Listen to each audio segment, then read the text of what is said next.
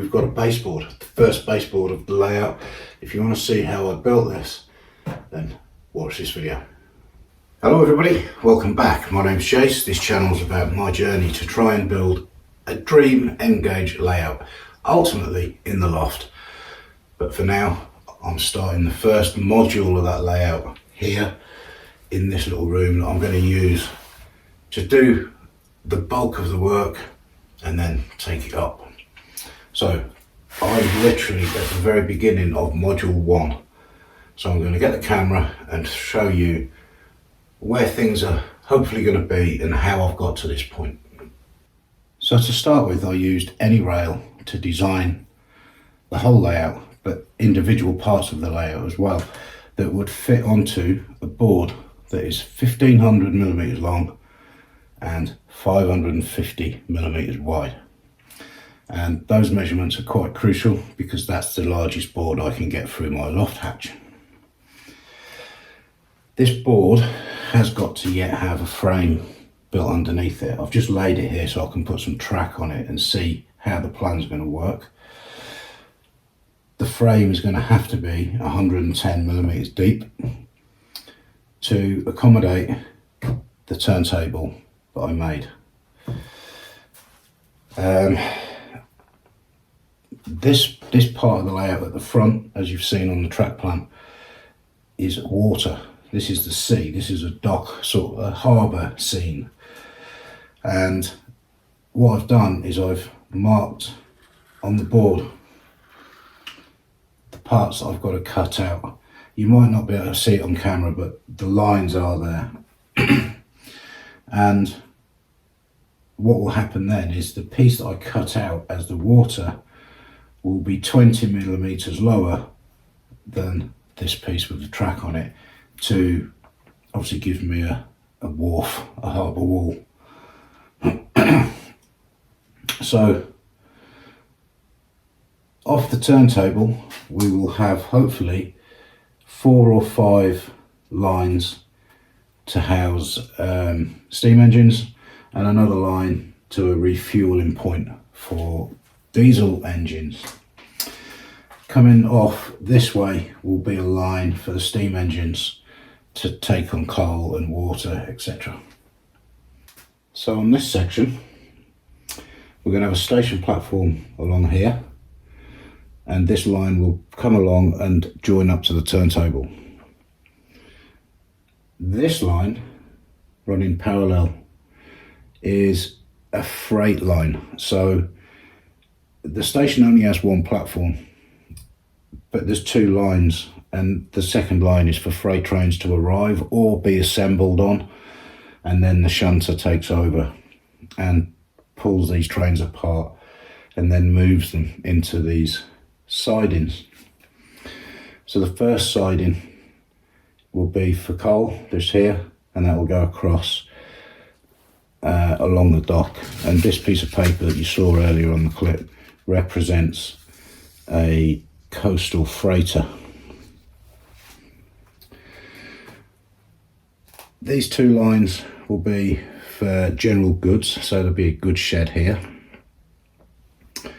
This one is for livestock, so I'll be cutting this piece out along with the water and then building a kind of livestock station to go in there, because obviously it's going to have a ramp in it for the animals to get down and onto a boat. The idea is that this harbour scene, it's in Scotland, era 5, sort of 1950s, early 60s. And it would have been an important way of transporting goods, freight, livestock to the islands, the Scottish Islands. So this one here will be a general freight that needs a crane to be lifted onto a boat.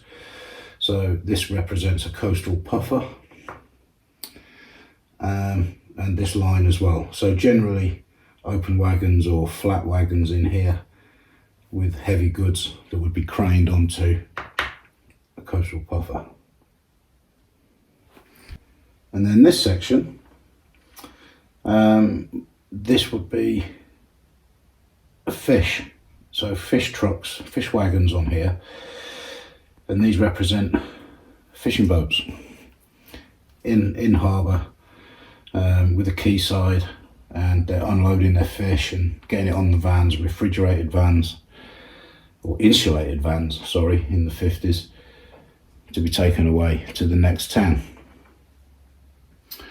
And then up here what we have is a main line coming in here. So this would be the inline, and it could choose either the platform if it's a passenger train or the freight line if not. And then we have the outgoing line here. This little passing loop is only there so that I could operate as two lines at the station throat and have a train arriving and a train leaving at the same time. These are currently crossovers. They are only there representative of double slips. These will be double slips, and from what I can tell on any rail, the geometry of a double slip and a crossover is pretty much the same. So I've just put them there to help me lay out the track and make sure that the marks, because all these lines and that I've got cut lines, I've taken as dimensions from any rail. And I have had to change the point work slightly to make it fit, even though on any rail it did fit. So I don't know if that's my measuring on any rail, that could be the discrepancy. But either way, it's going to work quite nicely, I think, like that. So the freight we've got is fish, general freight, heavy freight, these two, livestock, coal and general goods. And that's going to give me a nice mix of freight to bring into the station area with lots of different types of wagons and a reason for those wagons to be on the line. So we've got fishermen here, we've got sea freight here, and we've got livestock here, and we've got coal being loaded onto a ship over there, etc. It is purposely designed so that a freight train cannot arrive and pull into the sidings without trapping itself, and that's so that there has to be a lot of shunting going on, as well as being part of my layout in the loft. This is a kind of standalone thing as well, and by just adding a little board on the end with some track, I can do lots of shunting of different wagons there and assembling trains and stuff in a very small area. So yeah, so my next step will be tomorrow. It's currently about 10 o'clock at night, Saturday night, but tomorrow I will get the timber, notch out the end rails and cut down the front rail, because that board's got to be 20 millimeters lower than this board, and then make the frame and then cut out where the water goes and drop that and screw it all together. But I'll take clips as I'm doing it. So what will be a second for you will be about 8 hours. I'm going to bed.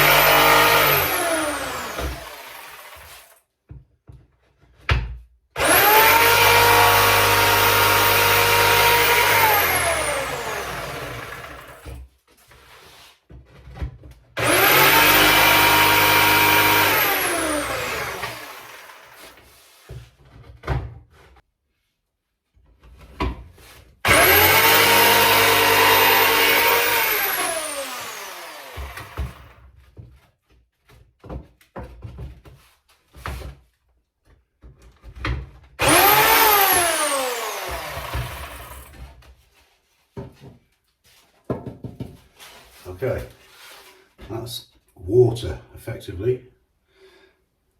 So this would be the board that goes 20mm lower than this one.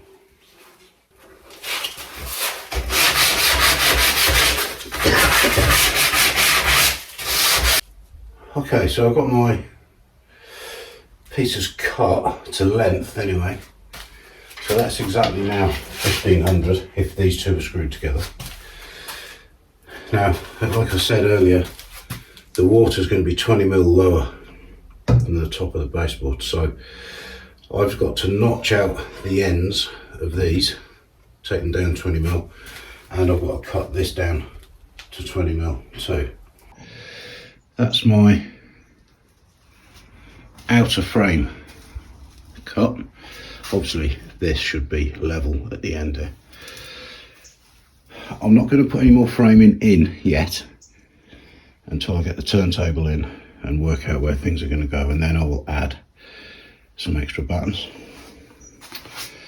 So I need to give a bit of a sand, get rid of some of these bits, and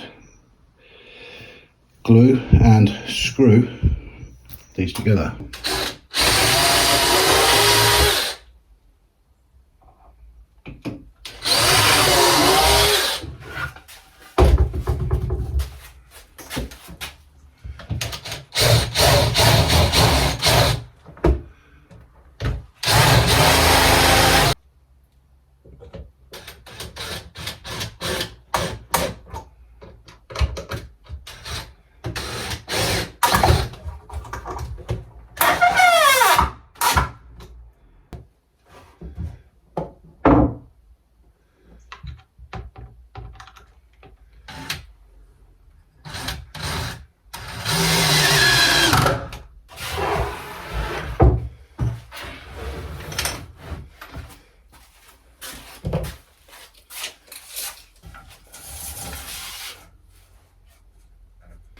Okay, so that's the frame, outer frame made, glued and screwed together.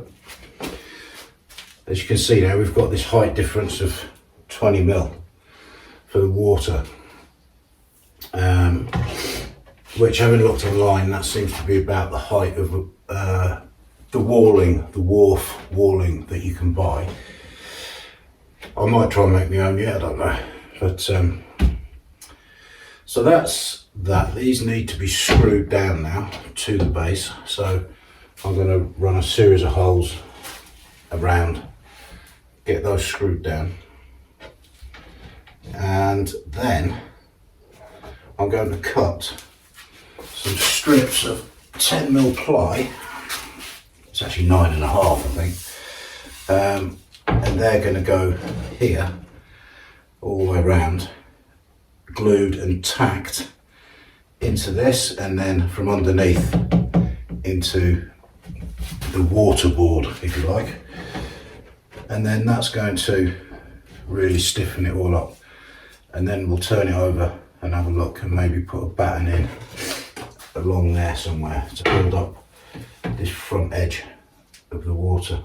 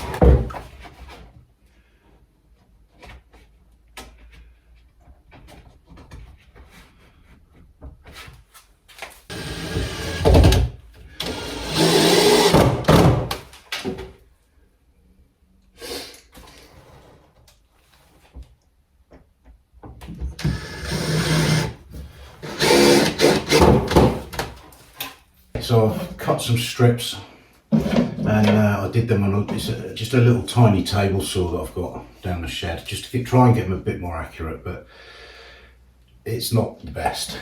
So I will have a little bit of sanding to do, I think, just to get these where I need them. But I'm going to go along now and glue and tack these into the top, and then flip the board and tack from underneath into these as well.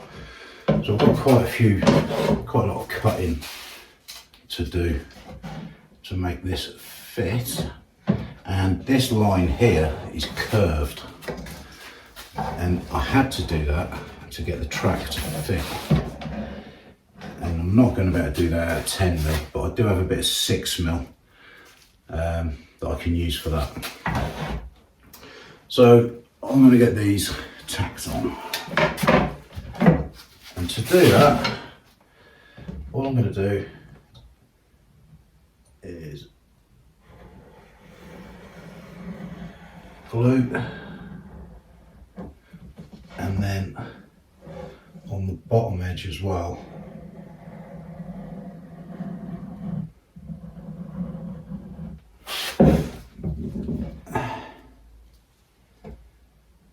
like that.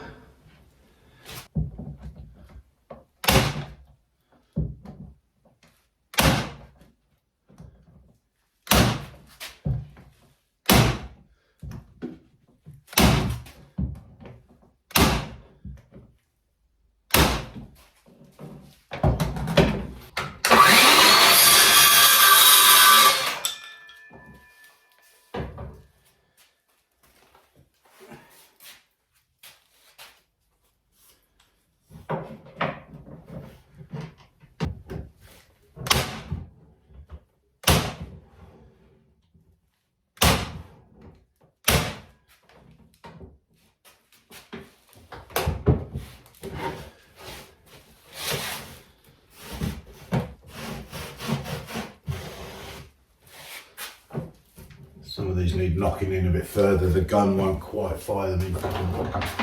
It is only a very cheap tack gun, like I said.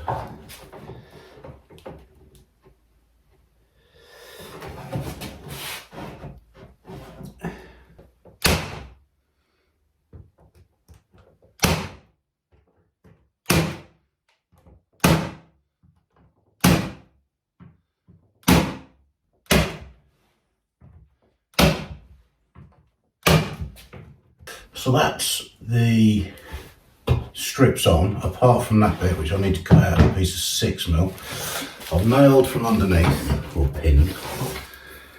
I'm going to have to sand these down a little bit in places. And that's just the accuracy of my table saw, to be honest. And yeah, that actually feels pretty solid. Don't know if I'll put a brace under. Yeah, I will. I'll put something underneath. Just, yeah, belt and braces. I'm gonna have to cut a few of the nail heads off because the gun hasn't fired them in far enough, and I can't get a hammer in to knock them in. So I'll get the little Dremel type tool out and cut those off. Yeah. Right, get some 6mm cut for here. In fact, I've got a bit there. It does feel quite stiff though.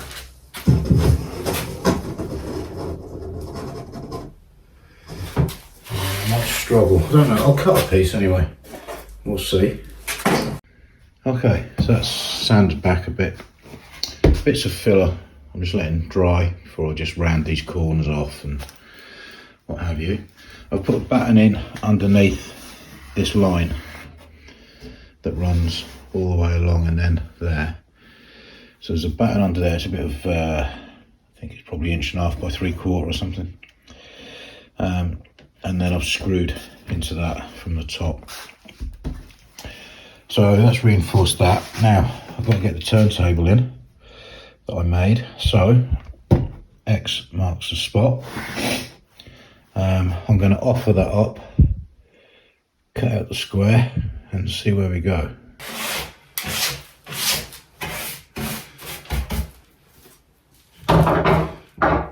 Okay, that's the turntable in.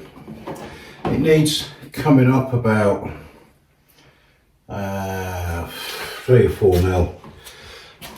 But I've got it, what I'm going to do is hold it in with some little piece of ply. So because I made the top of the turntable out of 2 pieces of this laminated together, I'll put a piece underneath here and here like that. So this will be screwed to the baseboard, and then that'll be screwed to this, and the turntable will sit like that and then can be screwed in as well. But I'm not going to do that just yet, because I am going to take the turntable out again, because I've still got to connect up the